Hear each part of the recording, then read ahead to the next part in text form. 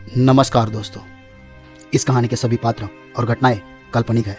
इसका किसी भी जीवित या मृत व्यक्ति से कोई भी संबंध नहीं है, और अगर इत्तेफाक से संबंध आता भी है तो वो एक संयोग समझे। तो चलिए कहानी शुरू करते हैं। शादी की पहली रात को अपने बीवी का घूंघट उठाने के लिए मैं आगे बढ़ा तो वो दर्द से चिल्लाने लगी और बोली, मेरे पेट में बहुत जोर का दर्द हो रहा है।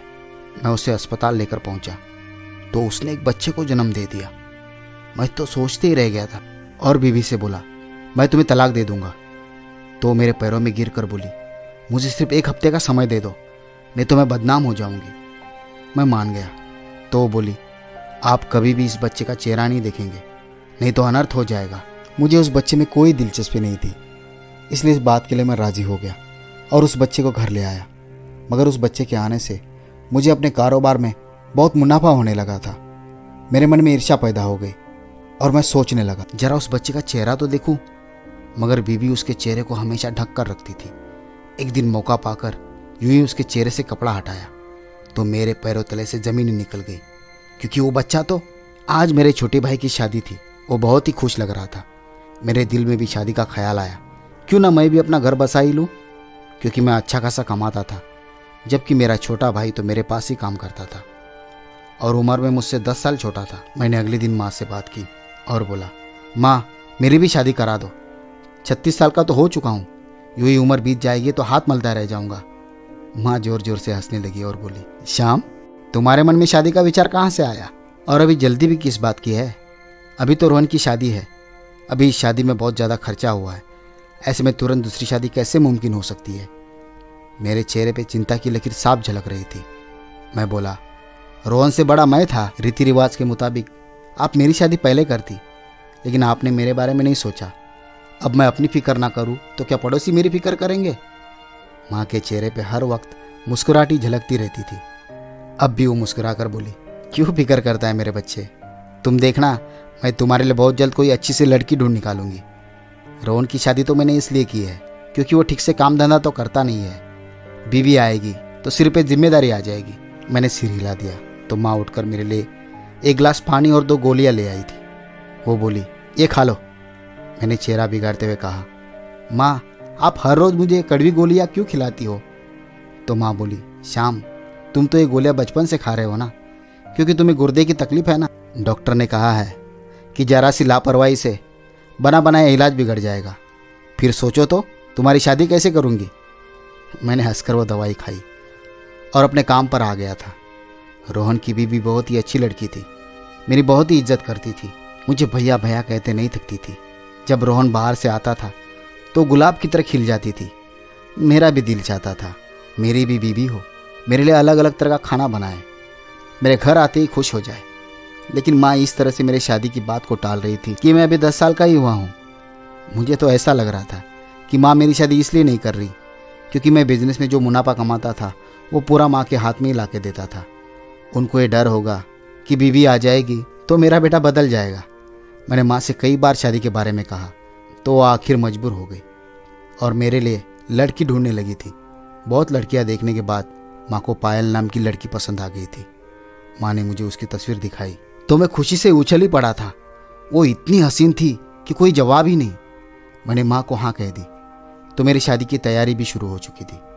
सोच सोच कर ही दिल खुश हो जाता था कि पायल मेरी बीवी बनकर इस घर में चले फिरेगी, मेरा ख्याल रखेगी। शादी का दिन आया तो मेरे खुशी का कोई ठिकाना ही नहीं था। रोहन मुझे कहता था, भैया अपनी आज़ादी को इस तरह कुर्बान मत करो, बीबी आज़ादी कैद कर लेती है। दूर बैठी रोहन की बीबी उसे घूर कर देखती तो वो मजाक में हंस देता था। हम बारात लेकर पहुंचे तो दुल्हन बनके सजी पायल को मेरे साथ बिठा दिया गया था। वो बहुत ही खूबसूरत लग रही थी। शादी की रस्म पूरी हो गई और फिर दुल्हन की विदाई का समय हो गया और हम घर वापस आ गए। मुझे मेरे चचेरे भाइयों ने घेर लिया। रात होने लगी थी मगर उन्होंने मुझे दुल्हन के कमरे के अंदर जाने की इजाज़त ही नहीं दी। रात को 10 बजे माँ ने सभी को घर भेज दिया और मुझे भी कमरे में भेज दिया था। मैं कमरे में गया तो पायल सुहागन के पल्लू में मेरे इंतज़ार में बैठी हुई थी। मैं उसके पास गया तो रोते हुए बोली, पिछले 2 घंटों से मेरे पेट में बहुत जोर का दर्द हो रहा है, अब दर्द बर्दाश्त नहीं हो रहा है, अब भगवान के लिए मुझे अस्पताल लेकर चलिए। मुझे पायल की बड़ी दया आ गई। मैं उसे संभालते हुए बाहर लेकर आया अस्पताल में लेकर गया तो डॉक्टर ने इमरजेंसी में डिलीवरी वार्ड में दाखिल कर लिया था। ये देख के मैं हैरान हो गया कि ये सब क्या हो रहा है। लगभग 4 घंटे मैं यूं ही बैठा रहा था। तभी नर्स आकर बोली, मुबारक हो, आपके घर बेटा पैदा हुआ है। ये बात मेरे लिए बर्दाश्त के बाहर थी। ऐसे कैसे हो सकता था? इतना बड़ा धोखा। वो नर्स मेरे तरफ देखकर बोली, आपकी बीवी आपसे मिलना चाहती है। मैं नर्स के पीछे पीछे चल पड़ा था। बेड पे पायल आराम से लेटी हुई थी।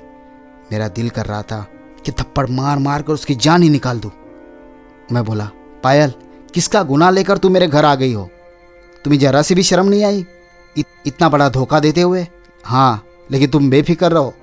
मैं जानता हूँ कि तुम जैसे धोखेबाजों से कैसे निपटा जा सकता है। मैं तुम्हें अभी तलाक दे के आज़ाद कर देता हूँ। मेरी ये बात सुनकर पायल के दिमाग में बिजली सी दौड़ गई थी। वो उठ के मेरे पास आई और मेरे कदमों में बैठकर रोने लगी और बोली, मुझे इस तरह अपनी ज़िंदगी से बेदखल मत कीजिए। मैं जानती हूँ मुझसे बहुत बड़ा गुनाह हुआ है, लेकिन आप मुझे इस तरह धुतकार देंगे तो मैं कहाँ जाऊँगी? आप मुझे सिर्फ 1 हफ्ते का समय दे दीजिए, तब तक मैं अपने ठिकाने का इंतज़ाम कर लूँगी। शाम, अगर आज आपने मेरी इज्जत बचा ली तो क़यामत के दिन भगवान आपकी मदद करेगा। पायल के इन शब्दों ने मुझे हिला कर रख दिया था। हम अपने रोज़ की ज़िंदगी में कितना ही गुनाह करते हैं, लेकिन भगवान उस पर पर्दा करके हमें बदनामी से बचा लेता है। तो मैं कौन होता हूँ अपनी बीबी को ये सरेआम बदनाम करने वाला? मैं बोला, ठीक है पायल, 1 हफ्ते का वक्त है तुम्हारे पास। पायल रोते हुए हंस दी थी, फिर बोली, शाम, आप कभी भूल कर भी बेटे की शक्ल मत देख लेना, नहीं तो गजब हो जाएगा। अब भला मुझे बीबी के बच्चे से क्या मतलब था जो मैं उसकी शक्ल देखते रहता। इसलिए मैंने पायल से वादा कर लिया तो बिल्कुल बेफिक्र हो गई थी।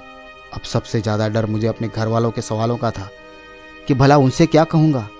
शादी के पहले रात ही मेरे घर बच्चा कैसे पैदा हो गया?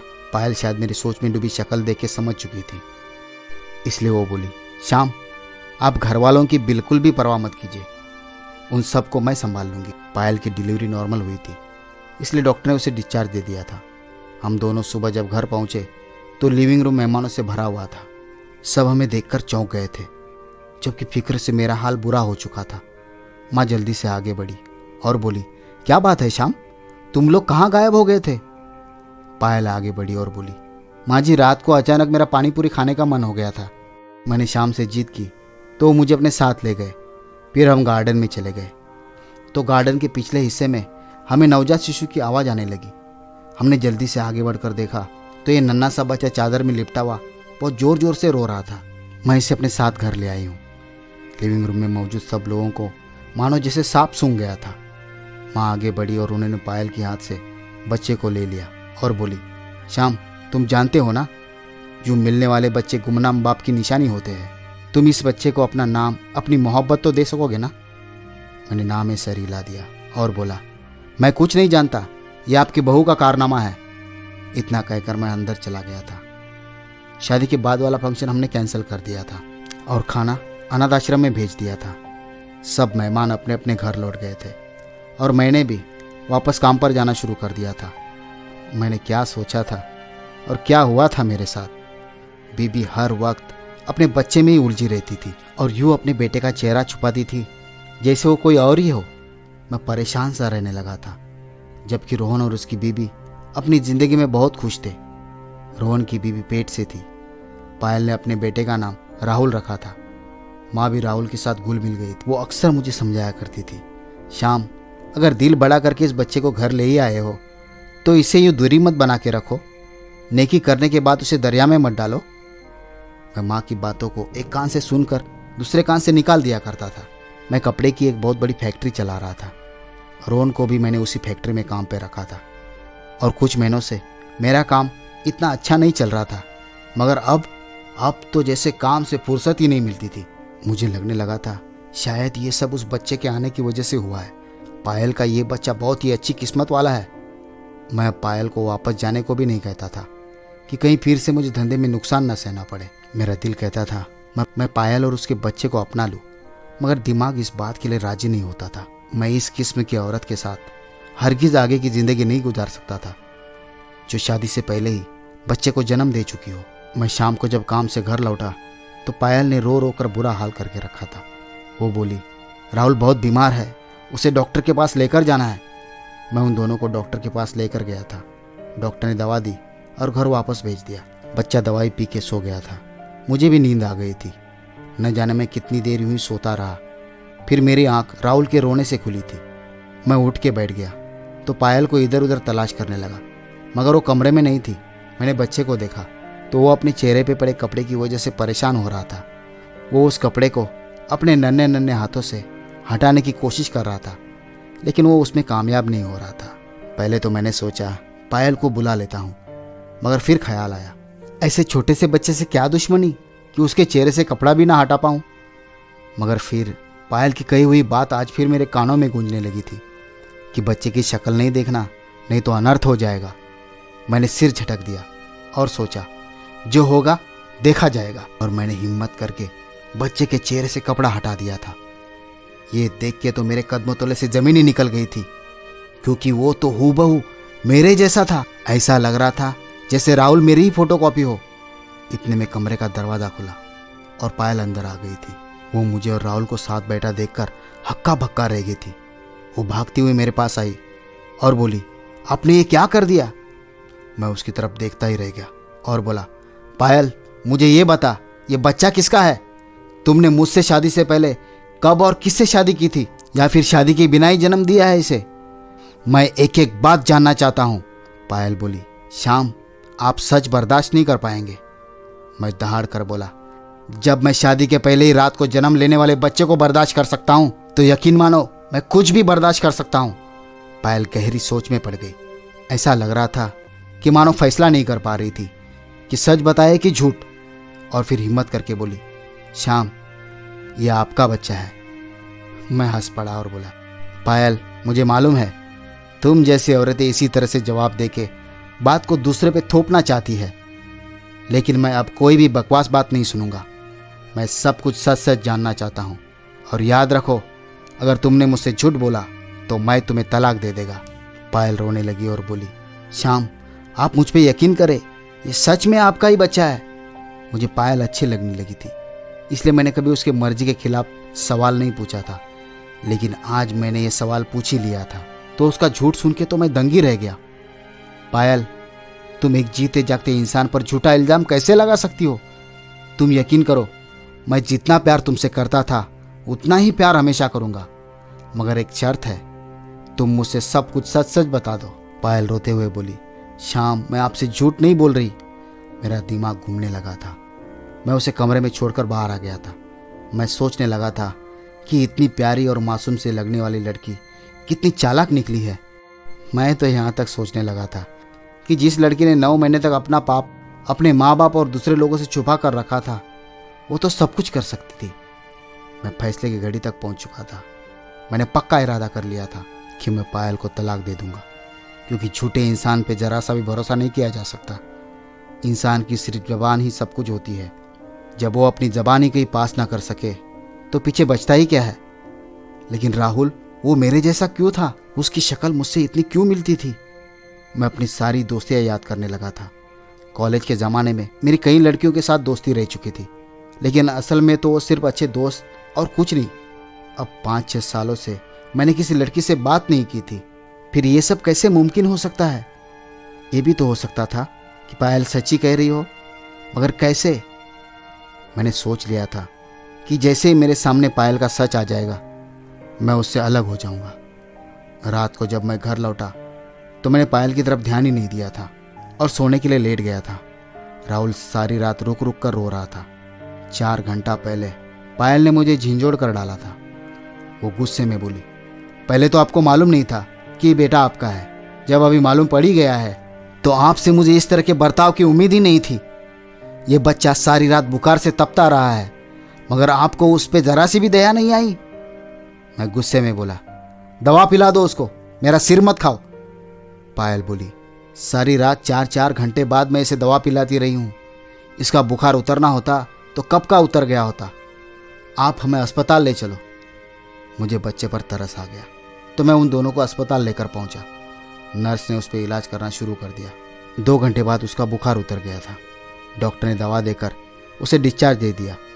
मेरे दिल में विचार आया कि क्यों ना मैं इस बच्चे का DNA टेस्ट ही करवा लूँ। अगली बार जब पायल बोलेगी कि राहुल तुम्हारा बेटा है तो ये उसके मुंह पर दे मारूंगा। तब तो उसे मजबूर होकर सच बताना ही पड़ेगा। मैंने पायल से छुपाकर उस बच्चे का डीएनए टेस्ट भी करवा लिया था। रिपोर्ट कल मिलने वाला था। हम घर पहुंच चुके थे। राहुल के बुखार का जोर अब टूट चुका था। वो सारा दिन आराम से खेल रहा था। मैं कल का बड़ी बेसब्री से इंतज़ार कर रहा था। और फिर आखिरकार इंतज़ार की घड़ियाँ खत्म हो गई और नए दिन का सूरज निकल आया।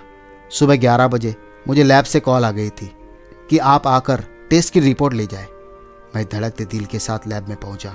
वो रिपोर्ट पढ़ने के बाद मैं सच में अचरज में पड़ गया था। मेरा और राहुल का डीएनए मैच हो गया था। ये साबित हो चुका था कि वो मेरा ही बेटा था। मेरा दिमाग घूमने लगा था। मेरे सिर में इस कदर दर्द होने लगा था कि मुझे जगह से उठना भी मुश्किल लग रहा था। जब जरा सा संभला तो घर के लिए निकल पड़ा ताकि पायल से पूरी हकीकत जान सकूं। मैं जब घर पहुंचा तो माँ और पायल साथ में बैठ के किसी के बारे में बात कर रही थी। मुझे देखकर चौंक गई। मैंने वो रिपोर्ट पायल के मुंह पर दे मारी थी। मैं बोला, इस रिपोर्ट से साबित हो चुका है कि राहुल मेरा बेटा है। अब तुम ही बताओ ये सब क्या और कैसे है। मैंने तुम्हें पहली बार शादी के दिन ही देखा था। उससे पहले मैं तुम्हें जानता तक नहीं था। फिर ये सब कैसे हुआ। माँ बोली, श्याम ये रिपोर्ट सच है। तुम ही इसके बाप हो। मैं माँ की तरफ हैरानी से देखने लगा और बोला, आप भी इसके साथ इसकी झूठ में शामिल है। मेरे सिर में जोर से दर्द होने लगा था। मुझे चक्कर आने लगी थी और मैं चक्कर से नीचे गिर गया था। जब होश आया तो मैंने खुद को अस्पताल के बेड पर पाया था। मैं सोती जागती तकलीफ में था। जैसा लग रहा था कि मैं गाड़ी चला रहा हूँ। कोई तेज तर्रार ट्रक मेरे गाड़ी से टकराया था और फिर शोर ही शोर था। मुझे अस्पताल लाया गया था। फिर मैंने दोबारा आंखें बंद की तो मेरे सामने शर्मिली सी पायल खड़ी थी और कह रही थी, मुबारक हो, मैं पेट से हूँ, आप बाप बनने वाले हैं। मैंने झट से आंखें खोल दी थी। सामने पायल और माँ खड़ी थी। माँ मेरे बालों में उंगलियां फेरने लगी और बोली, बेटा आज से 1.5 साल पहले मैंने तुम्हारी शादी बड़ी धूमधाम से कर दी थी। तुम बहुत खुश थे क्योंकि पायल तुम्हारी पसंद थी। तुम दोनों एक दूसरे के साथ बहुत खुश थे और फिर पायल पेट से हो गई। तुम दिन रात बच्चे के आहत में बहुत खुश रहने लगे। हर तरफ खुशियाँ ही खुशियाँ थी। फिर एक दिन फैक्ट्री से वापस आ रहे थे तभी तुम्हारा एक्सीडेंट हो गया था। तुम कोमा में चले गए थे। तुमने 9 महीने एक लाश की तरह गुजारे थे और फिर तुम भगवान की दुआ से ठीक होकर घर आ गए थे। लेकिन तुम्हारी याददाश्त खो चुकी थी। तुम पायल को भूल चुके थे। तुम जब घर वापस लौटे तब पायल को मारने पीटने लगे थे। तुम उसे अपने कमरे से भगा देते थे। उसके लिए ये मारपीट अच्छी नहीं थी क्योंकि वो पेट से थी। उसके बच्चे को नुकसान पहुंचने का खतरा था और फिर तुम्हारी तबीयत भी इसकी वजह से ठीक ना होती। इसलिए मैंने पायल को उसके मायके भेज दिया।